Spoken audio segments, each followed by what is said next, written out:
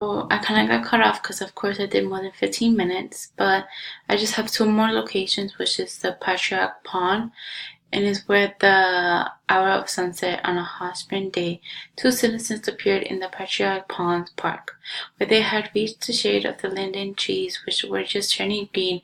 The literacy gentlemen hurried towards a brightly painted stall with their sign, beer and soft drinks. This pond is beautiful despite the fact that this is where we first met Roland, and he is described as a foreigner and a spy. This shows how foreigners were not very much welcomed in Moscow, and they were seen very suspicious, which is a contrast in the first two cities. And I honestly thought that this pond was really calming in terms of like its um like location, like the pond being in the middle. It had like benches around it so people could sit, and I literally imagined the two men and Roland sitting right there looking at him like, why are you here? Like, you look so strange to us. Which I thought was really interesting because in the first two cities, foreigners were seen a little bit more as, oh my god, like welcome, here you go. But in Moscow, it's kind of like, who are you? What are you trying to figure out? Like, are you a spy or something? So I thought it was really interesting. Lastly is Calle Moshaja Sadovanya.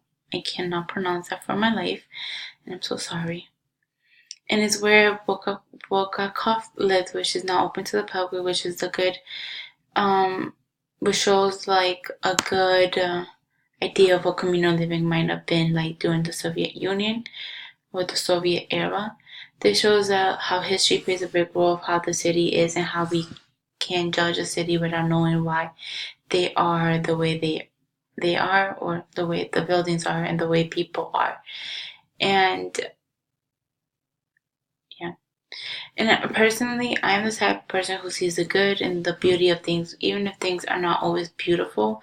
There's a two part. Two. There's two parts to beauty, and it's really your perception of things that really clarify like what is beautiful and what is not. And within this, it kind of reminds me of Borg's house and how when we go, you see how it's old and it's not as is old architecture how it was before, but like it kind of shows how like history changes and how buildings get old, but there's just another way of seeing things. It's not the same beauty that you saw in its original form. Like, beauty changes. Beauty has two parts. Like, you really have to see past it, past the struggles, past appearances, because not everything stays the same for so long. And really just evolving like what is beauty is really a big part. And then throughout this global city walk, I wanted to show all the good parts and beautiful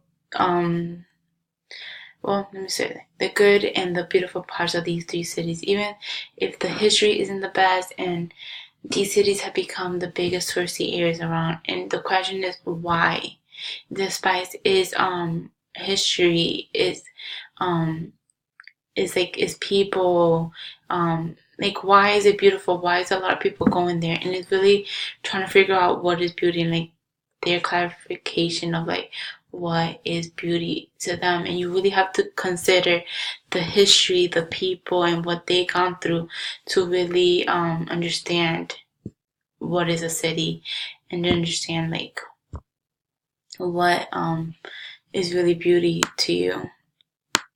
So there you go.